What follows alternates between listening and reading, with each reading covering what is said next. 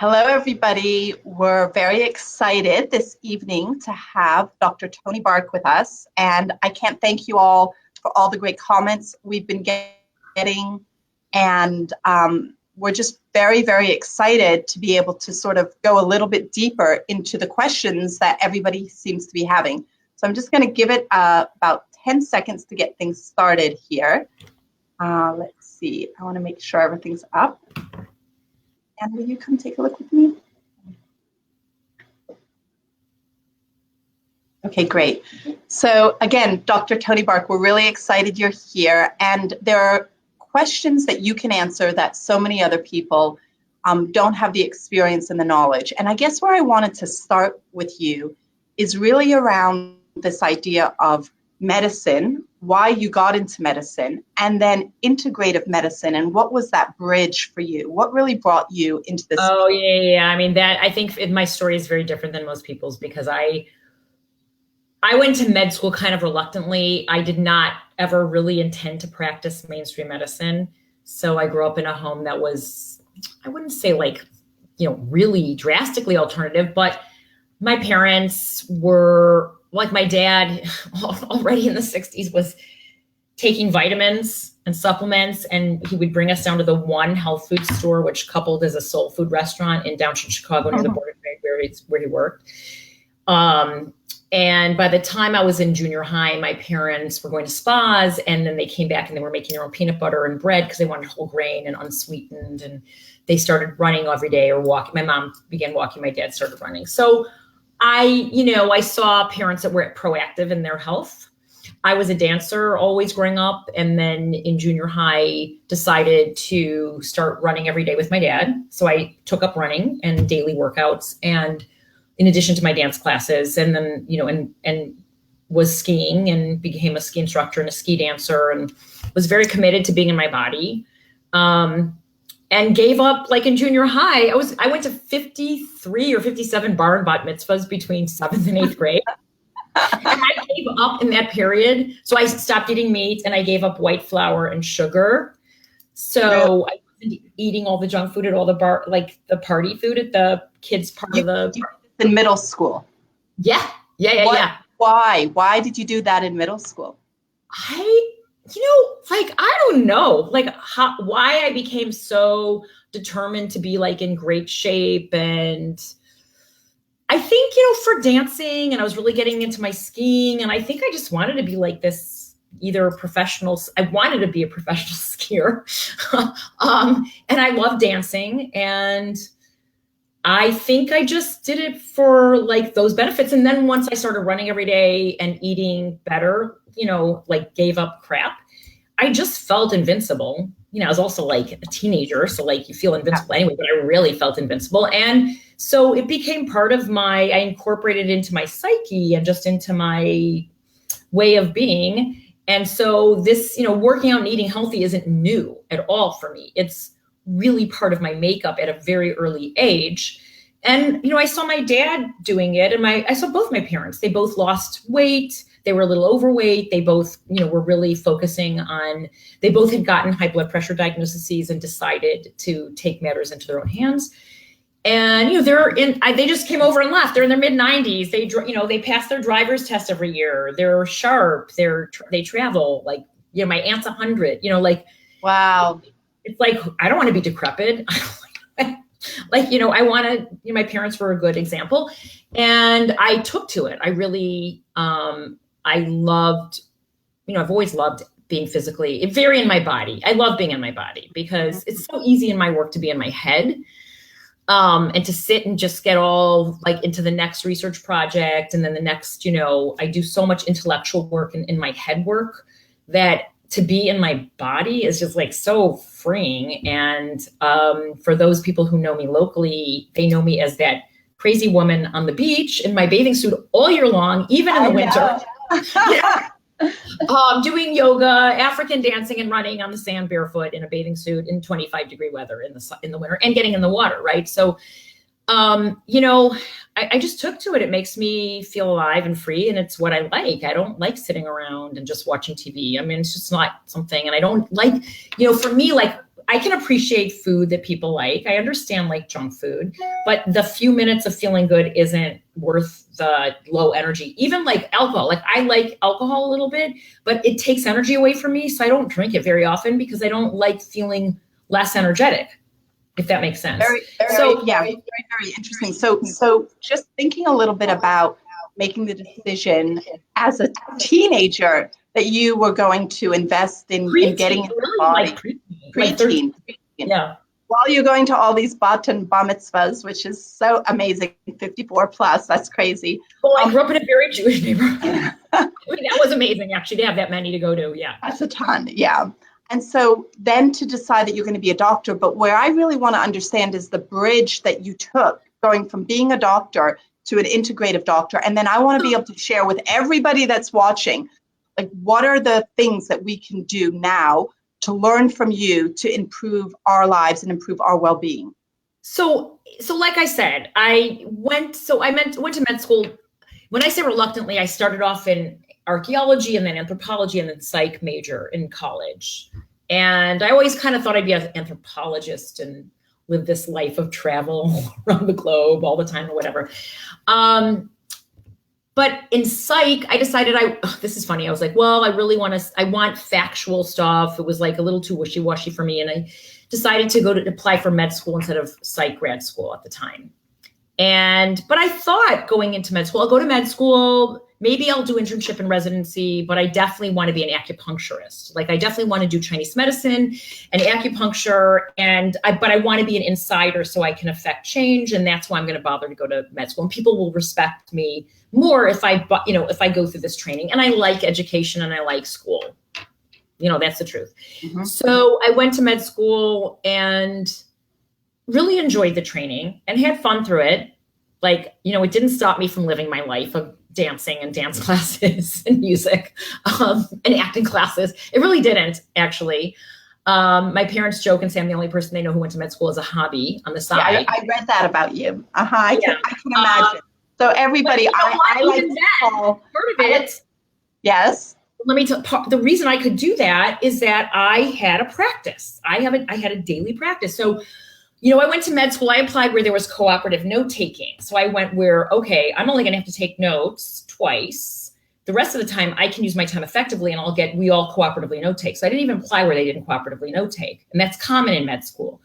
And I would only go to classes that served me, meaning the lecture was really good and you could follow and you didn't fall asleep, or it was a lab and I had to be there for the lab.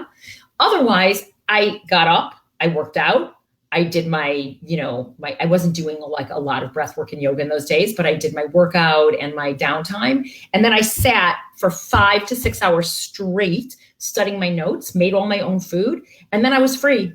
And, people who went to classes slept, for 8 hours on and off, bored, taking notes, couldn't take it in, and then had to go study in the evening.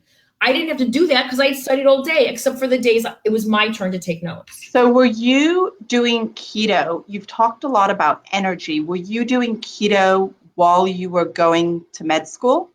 I wasn't doing keto, but I was doing a very high fat. And then remember, I wasn't doing, with the exception of internship at NYU where they would bring you a muffin in the morning. That was like 1 year I kind of regressed. I wasn't doing like the typical carb. I did a lot of nut butters, being somebody who gave up meat young, and I do eat some wild fish and seafood.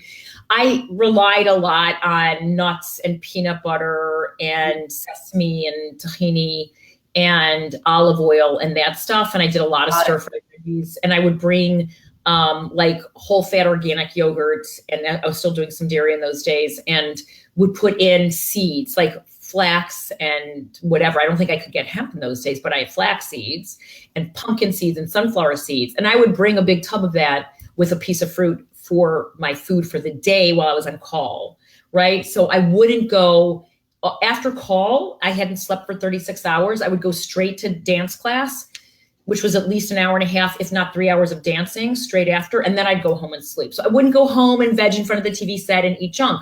So I feel like energy begets energy, and allowing myself to rest and sleep only after I had a decent workout and left mentally and physically 36 hours in the hospital and didn't stuff my face with junk food, I felt like that's what gave me energy. And I fell into homeopathy thinking I was going to apply for acupuncture. Let's stay on the energy piece that Sure. That energy begets energy, because I think we have a ton to learn from you in this respect with the amount of energy that you have. And even when you and I were talking a little bit earlier today, I was really fascinated by something that you said to me. It popped out, and it was that producing a ketone takes energy.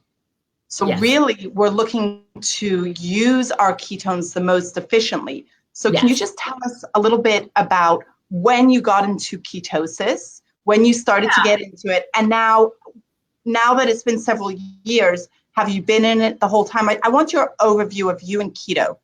Yeah. So like I said, I always knew I did better on fats, a higher fat diet than a higher carb diet, because that would bottom me out, just like coffee bottoms me out.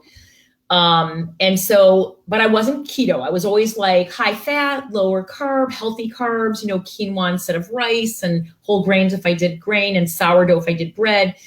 But in 2010, I embarked upon a master's in disaster medical planning and management. And in the mathematical modeling course, I don't know what got me into looking at Thomas Seyfried's work at Boston College, but something did. And I don't really remember what it was. And I looked at his work, and it's on ketosis, nutritional ketosis for cancer. And his whole theory and framework, and this is what's been proving to be true, is that cancer is a metabolic disease, meaning it's a disease of poor mitochondrial metabolism.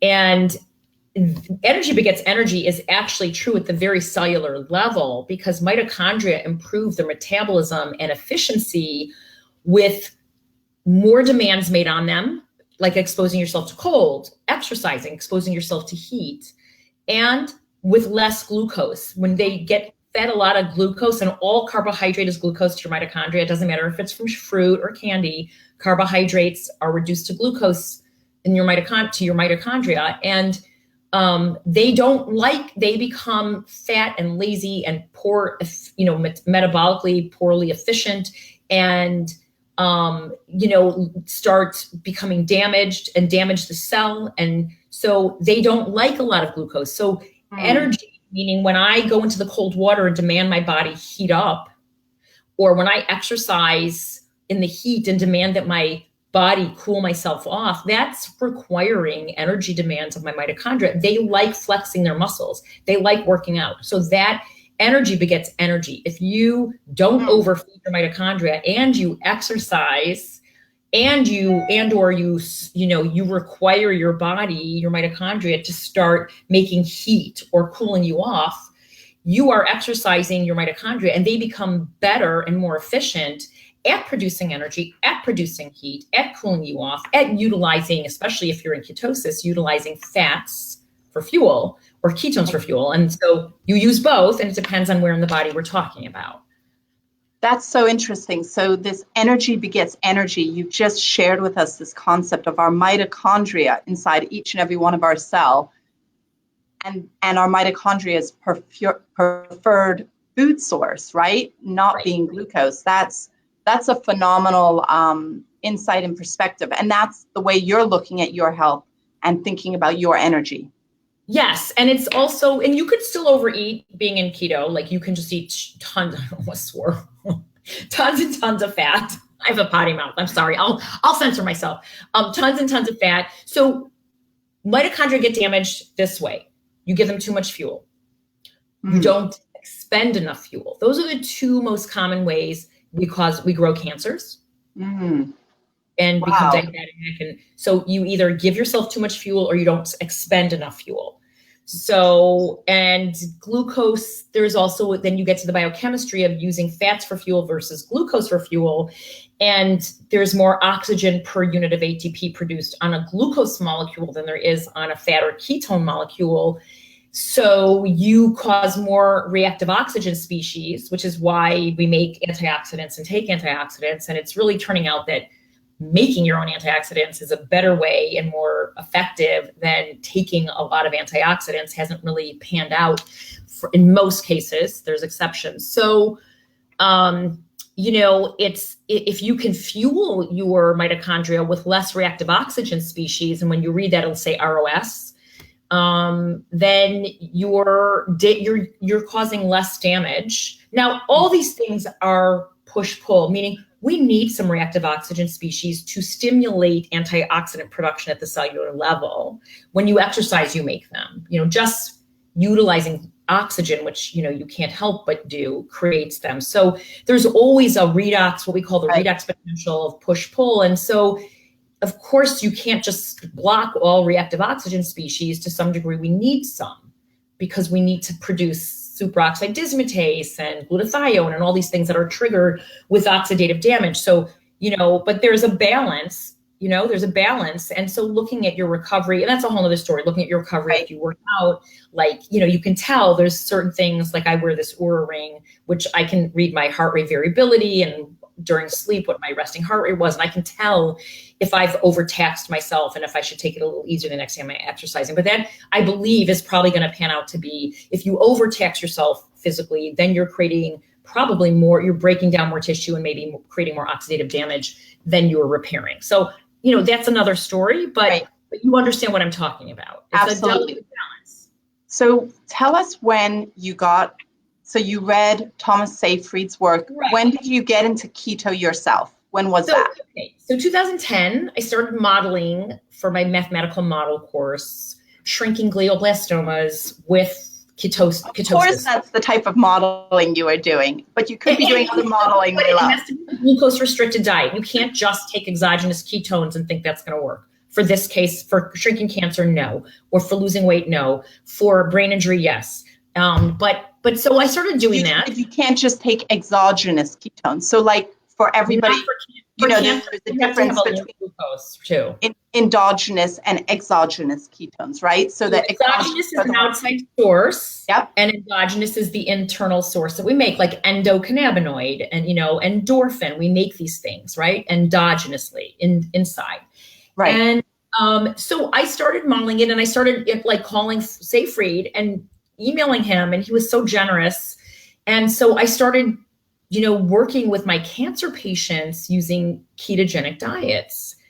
And I was doing this for a few years and said, well, I'm going to go on a ketogenic diet. I want to see what it's like. So I did it for a while. I really liked it. And then, went off. It went back to my normal diet, and then kind of felt, I don't know, I kind of like it better in ketosis. So I was on and off for a few years. And then the last 3.5, I think I'm going on time. Okay. So my sense of time is at this age, time goes so fast. I honestly think things are a year ago when it was 3 or 4 years ago. But I think now it's been 4 years. Wow. Where I've been pretty consistently in ketosis. I might throw myself out. I cracked a rib a few weeks ago. My pain was so bad that my cortisol level shot up, and I actually shot myself out of ketosis just from pain and stress hormone. I've heard that stress can shoot you out the fastest, right? Oh yeah, absolutely. And if I was traveling to some tropical place, I would, have fruit and go out of it for a few days or something, eat more fruit. If I have access to all kinds of passion fruit and tropical fruits that I adore, I'm going to eat them. But for the most part, except for maybe a day out or 2 days out with the cracked rib, I stay in ketosis. I know a lot of people say you should go out, for all kinds of reasons, including muscle development. But I can tell you that I have put on more muscle in the last few years since I've been in ketosis, and lost body fat percentage and gained weight. Not that I was looking to gain weight, but it's an indicator that as I lose body fat percentages, I'm obviously gaining muscle mass, which I am. Tell us your number. Tell us your numbers. My ketone numbers. My age number. No, your lean muscle mass. Oh, I'm 12. Body fat. So when I started this, I was around 14% body fat, and now I'm 12.7. Wow. Yeah. And obviously that's outside. And that's gaining 4 pounds. Mm-hmm. And that was gaining that weight. So for all of you, I've had the awesome opportunity to be with Toni, interviewing her face to face. And I always say, you're like a superwoman, someone that I just am so blown away. You're such an inspiration to all of us. And you've done this for the past 4 years, primarily eating plant fats and seeds and all those sort of things. So can you just tell us a little bit about what are your top, how do you do that? And what are your top go-to foods? And then we've got a couple of questions from people that I want to get you to answer. Okay, so my go-to foods are always tahina and peanut butter. Those are really my go-to foods. Like, I've got a second to eat in between patients, I'm going to take a spoonful of tahina or a spoonful of peanut butter. And so those are probably my main go-to foods. I love dark chocolate, but it can throw me out of keto because I have some enzymatic variants that don't allow me to deal with coffee and things like that very well. So I have to be careful. Even though I love coffee and chocolate, I have to be super careful. I'm a green tea drinker. It's much better for me. But my go-to foods are probably pickles, pickle juice, olives, macadamia nuts, tahina, and peanut butter. Yeah, that's so great. And for so many people that think of keto as dairy and meat, how do you respond to the way you do keto? So I'm in this weird betwixt and between world. I've got a foot in the hardcore keto people world, and I got my foot in this like plant-based eater world. And I feel like, and this is going to be controversial, but they both tell mistruths. So, a lot of the hardcore keto people, like, you have to eat meat. You can't do this without eating meat. You can't be strong, and bullshit. Can I say that? That's not true. Like, you don't have to eat meat. I've got a friend, D. Anthony, you can find him online. He's like the strongest man I know. He's been completely plant-based for about 5 years. It's the way he dealt with he had very significant cancer. And he's stronger than I defy anyone to outstrength this guy. Okay. So my husband also is super lean and plant-based, and, like, I'll eat wild fish and seafood. He doesn't even do that, but he does do eggs. I do some eggs here and there, rarely, but I do like them. But it's not necessary. You can get protein, and we don't even need the amount of protein we think we need.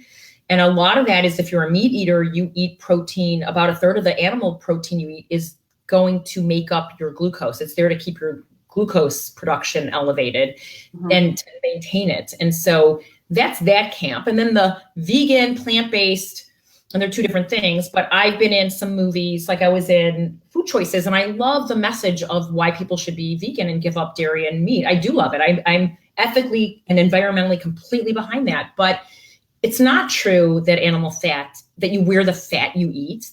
Some of these, I'm not going to name names, but some of the people in that movement say you wear the fat you eat and you shouldn't eat fat and, and animal fat and all this stuff. And, the truth is that maybe the animal protein has issues. That's true. There's a carcinogen that when it's cooked, it creates heterocyclic amine. And, if it's not grass-fed, you're getting all kinds of, all kinds of other things that you really don't want. And it also stimulates glucose and insulin. But animal fat, as much as I don't want to eat it, using organic lard or tallow is totally healthy, especially if you're a fat burner. It's a saturated fat you're just going to burn through. So that's not true. You don't wear the fat you eat. I eat the majority of my calories from fat, and I'm certainly lean.